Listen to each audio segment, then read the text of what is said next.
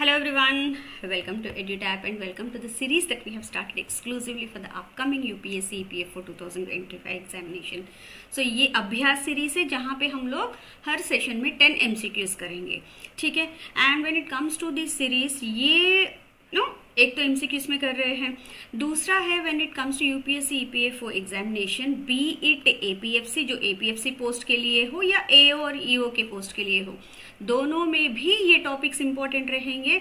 And moreover अगर when it come to this component that is labour laws and industrial relations, it is considered as one of the most important topics for these examinations. Why? क्योंकि 120 questions में से 15 plus questions इसी topic में से आते हैं. So that with you can understand कि कितना हाई वेटेज है. एंड अगर आप बेसिक्स भी बहुत सही तरीके से प्लान करोगे, सही से प्रैक्टिस करोगे, तो इसमें 10 प्लस क्वेश्चन तो बहुत आराम से निकाल लोगे. सो कितना हाई स्कोरिंग पोटेंशियल है, that also you understood. So with this I suggest you to go through this series regularly so that जो आपके रिविजन वाले MCQ से वो आप कर सकते हो, ठीक है. And moreover we are expecting the UPSC EPF for 2025 notification very soon. So इसमें आज का कंपोनेंट है हमारा लेबर लॉस, उसमें मिनिमम वेजेस एक्ट 1948 वो हम लोग देखने वाले हैं, ठीक है. And before proceeding any further एक छोटा सा अनाउंसमेंट है कि हम लोग यूपीएससी ईपीएफओ के लिए एक गाइड बुक लॉन्च किया है. एंड उसमें आपको all the information is provided, like examination pattern क्या है, एग्जामिनेशन में सब्जेक्ट्स किस तरह से है, उनका सिलेबस क्या है, resolved previous year questions of both APFC and AO और ईओ दोनों के लिए भी हमने उस गाइड बुक में प्रोवाइड किया है. अलॉन्ग विद दैट जो भी आपके अदर डाउट्स है, कई बार ऐसे छोटे छोटे डाउट्स होते हैं कि एज क्राइटेरिया क्या है, कट ऑफ क्या है, कई सारे क्वेश्चंस रहते हैं ना आपके, वो सारे भी उस गाइड बुक में हमने इनकॉर्पोरेट किया है. And the link to the guidebook is mentioned in the description box. So please I request you all to to go through that and उसको डाउनलोड करें एंड चेक करें. And that again would be very helpful for your entire exam preparation. Okay, with this let me start today's session. The first question है, which among the following countries was one of the first countries to introduce a minimum wage law in 1894? सबसे पहले 1894 में आया था. And first of the wage laws जो आए थे ना आफ्टर इंडस्ट्रियलाइजेशन, कई सारे इश्यूज हुए हैं. And keeping that all in mind की वेजेस सही टाइम पे जो भी काम कर रहे हैं उनको मिले, विद दैट इंटेंशन सबसे पहले न्यूजीलैंड ने ये लॉन्च किया था कि मिनिमम वेज लॉ करके. एंड दिस एक हार्वेस्ट जजमेंट करके हुआ था. And with that they have come up with this minimum wage law in 1894. After that United kingdom has come up with their own law, USA has come up with that. And after that India also had come up with its own minimum wage law, ठीक है. So here is the correct answer. Coming to the next question, the definition of wages under the Minimum Wages Act 1948 includes various monetary benefits payable to an employee. Which of the following is included in the definition of the wages? Now when we look at these definitions, कई सारे definitions दिए हैं under the minimum wages act 1948. उसी के तहत wages मतलब exactly है क्या. Now this encompasses all kinds of remuneration expressing in currency, जो भी ड्यू है किसी एम्प्लॉयर को एम्प्लॉई को पे करने के लिए, ठीक है. एंड दैट इंक्लूड्स, कई सारे उसमें इंक्लूड होते हैं इंक्लूडिंग HRA, बट उसमें कई सारे इंक्लूड भी नहीं होते हैं, like your gratuity payments, LTC या contribution paid by the employer to the provident fund, ये सब इसमें इन्वॉल्व नहीं होते. It includes HRA and the regular payment जो भी उन्होंने एक्सेप्ट किया है as part of the agreement. So here it is D, that is the correct answer, because we are talking about which of the following is included. Okay, not included बोलेंगे तो ये, and since it is included, that is the answer. So D is the correct answer here. Moving on to our next question. Section 3 of the Minimum Wages Act 1948 empowers the appropriate government. देखिए जैसे कि mine fields हो गए, oil fields हो गए, defence हो गए, इन सब में अप्रोप्रिएट गवर्नमेंट हमारा सेंट्रल गवर्नमेंट रहता है. एंड रेस्ट जो भी इंडस्ट्रीज है, सेक्टर्स है, for that state government would be the appropriate government in general, ठीक है. Now here that appropriate government would fix and revise minimum rate of wages. Now, what is the maximum time interval within which the appropriate government is required to review and revise the minimum rates of wages? ना कई बार ऐसा होता है कि बीच में कभी कुछ change करना पड़ता है कि हाँ इस पर्टिकुलर इंडस्ट्री के लिए या इस पर्टिकुलर सेक्टर के लिए हम लोग वेजेस रिवाइज करना चाहते हैं, कुछ ये मिनिमम रेट ऑफ वेजेस होगा, इतना तो पे करना ही पड़ेगा आप लोगों को। बट कई बार ऐसा होता है कि कितना टाइम पीरियड है जिसमें वो ऐसे रिव्यू करके minimum rates of wages change कर सकती है। सो हियर एवरी 5 years ये लोग कर सकते हैं, मतलब appropriate government can fix and revise minimum rates of wages. ये हमारा आता है section 3 of the minimum wages act, and so here is the correct answer. Moving on to our next question. The government publishes a proposal to revise minimum wages for construction workers in the official gazette. ठीक है? Now, as per section 5 of the Minimum Wages Act, how much minimum time must it allow for affected person to submit their objections or suggestions? कई बार ऐसा होता है कि हम लोग government minimum wages तो रिवाइज कर सकती हैं एज आई हैव सेड, लेकिन कई बार ऑब्जेक्शंस भी होते हैं उस पर्टिकुलर इंडस्ट्री के, नहीं हम इतना नहीं दे सकते, या फिर this is the what that is जो प्रॉब्लम है, कुछ भी हो सकता है। ठीक है, नाउ हियर गवर्नमेंट ने एक सिनेरियो दिया है, एक गवर्नमेंट ने respective appropriate government construction workers के लिए एक ऑफिशियल गैजेट में निकाला है कि that we want to revise the minimum wages, and ये सेक्शन 5 में ये है कि उसमें जो भी ऑब्जेक्शन है किस तरह से वो अप्रोच कर सकते हैं वो मेंशन किया है। So here in this case यहाँ पे एटलीस्ट मिनिमम मतलब 2 months से पहले they have to submit their objections और सजेशंस। अगर उन्होंने सबमिट नहीं किया है, okay, these new rates will take effect after the expiry of 3 months from the date of the notification. So notification से 3 months तक वेट कर, then it would be applicable. उसमें फिर कोई गुंजाइश नहीं होगी, मतलब they won't listen, they won't accept any proposal. So here within 2 months they have to submit, otherwise they have to accept that, and within 3 months they have to implement it simply. ठीक है, moving on to our next question. A factory owner in a rural area wishes to pay a part of the wages in kind. ठीक है, now ये हो सकता है, and किस तरह से providing workers with essential food items like rice and sugar at reduced rates. Okay, according to section 11 of the Minimum Wages Act, what must the factory owner do before implementing this payment method? Yes, यहाँ पे wages in kind ये section 11 में आता है, and if अगर उस तरह से है कि वेजेस काइंड में पे करना है इंस्टेड ऑफ कैश, बट उसके लिए भी एक स्पेसिफिक रूट होता है, और what route it is? So here obtain permission from the appropriate government by issuing a notification in the official gazette. ये उनको करना पड़ेगा। बाकी ऑप्शंस भी एक बार देख लेते हैं।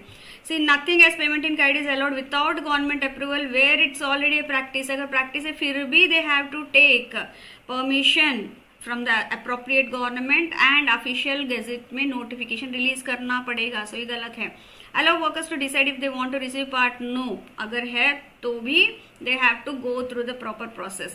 Offer food items at market rate post by making an agreement with the workers? No, because they have to take the permission किसी भी तरह से। ठीक है, so here B is the correct answer. Moving on to our next question. Again an applied question. यहाँ इसमें मैंने कुछ applied questions incorporate किया है so that किस तरह रियल लाइफ सिनेरियोस में आप किस तरह से इसको एप्लीकेबल कर सकते हो बहुत जल्दी से समझ में आता है।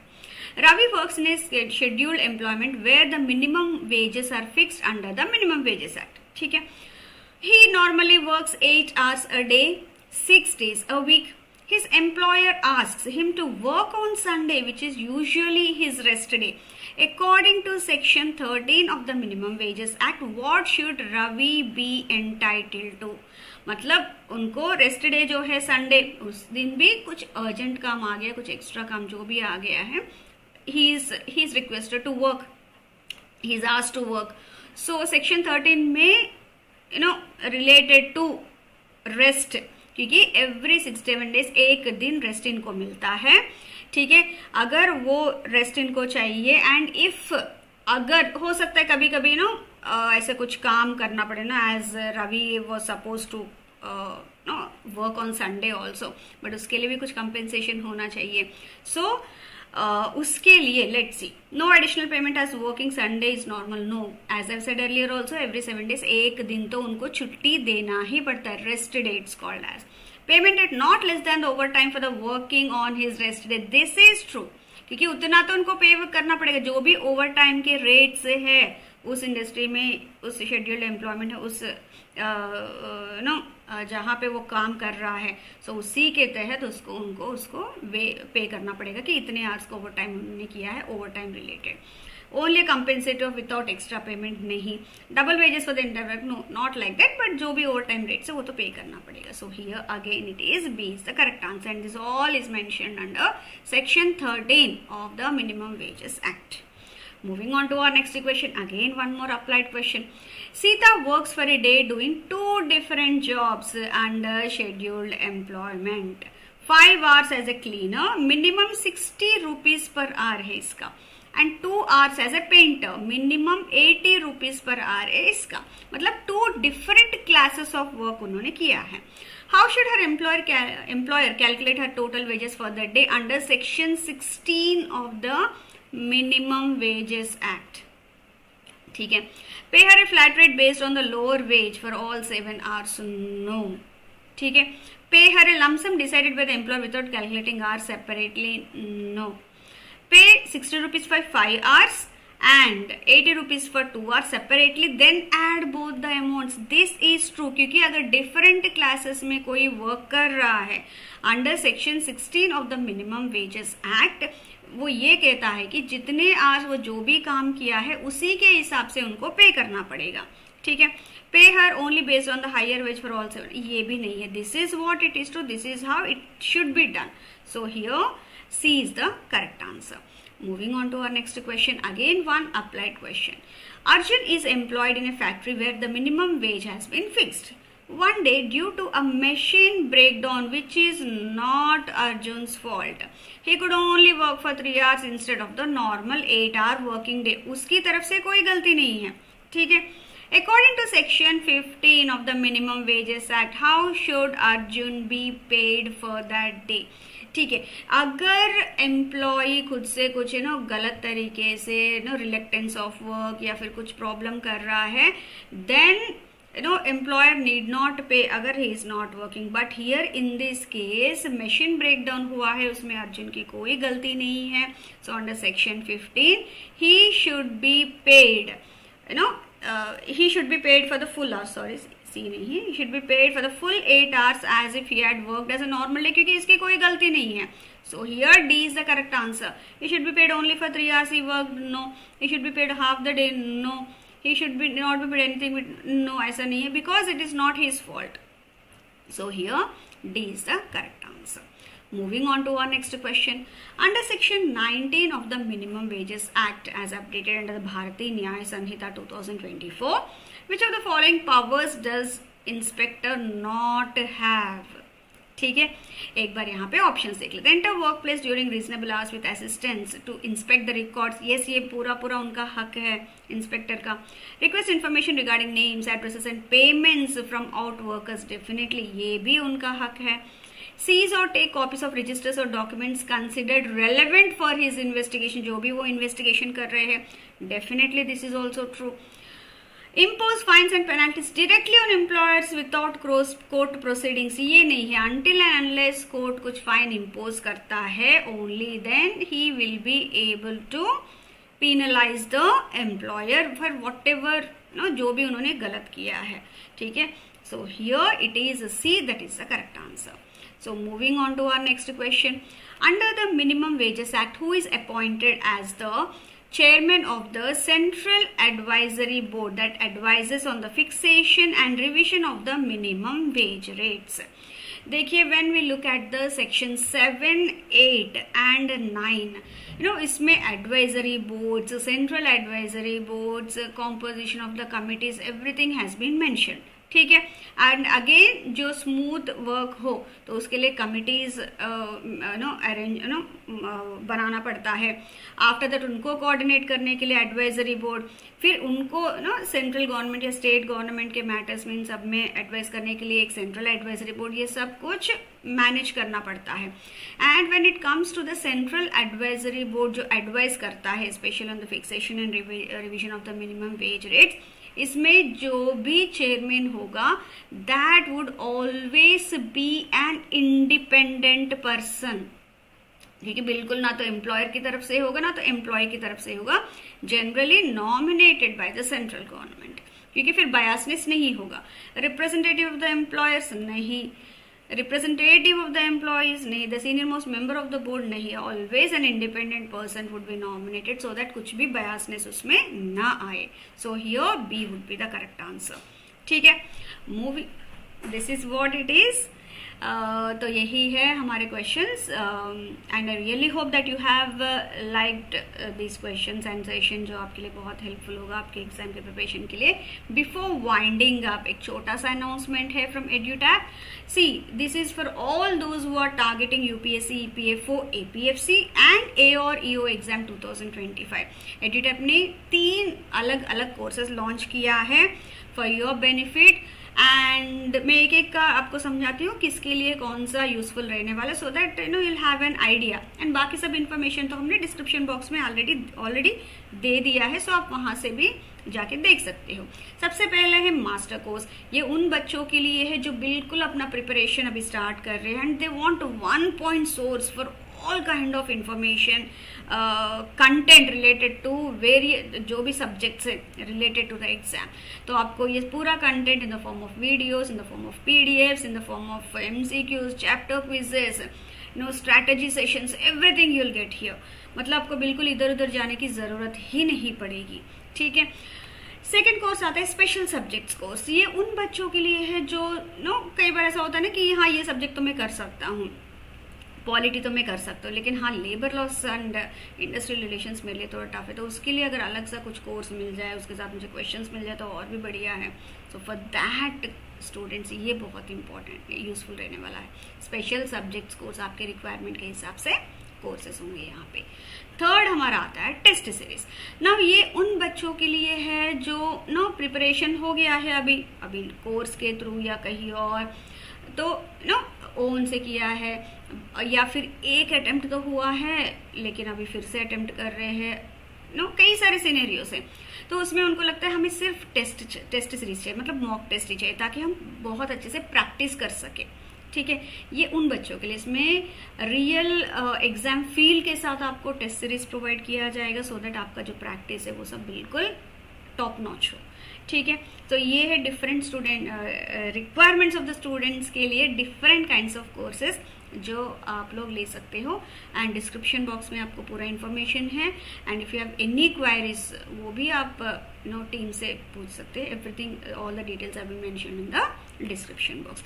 And before winding up and before thanking you and closing this session, एक और छोटा सा रिक्वेस्ट है, प्लीज जो हमने गाइड बुक एक्सक्लूसिवली आप लोगों के लिए बनाया है, everything that is covered in that guide book, आपके एग्जामिनेशन पैटर्न एलिजिबिलिटी, एग्जामिनेशन का जो सब्जेक्ट है, सिलेबस है, रिजॉल्व्ड प्रीवियस ईयर क्वेश्चंस के साथ साथ everything has been mentioned in that guide book and I request you all to please download that so that आपका जो ये जर्नी है वो बहुत ही स्मूथ रहे। क्योंकि कई बार बीच बीच में हमें कई सारे डाउट्स आते हैं, अरे ये क्या है वो क्या, फिर हम ढूंढने लगते हैं।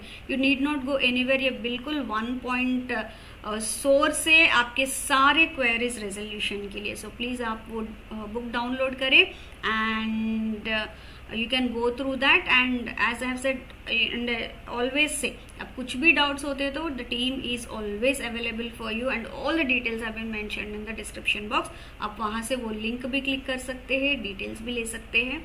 Okay, so with this I'm winding up this session. Thank you very much for being so patient and यहाँ तक आपने देखा होगा तो really thank you and see you all soon in the next session. Thank you once again and all the best for your exam preparation.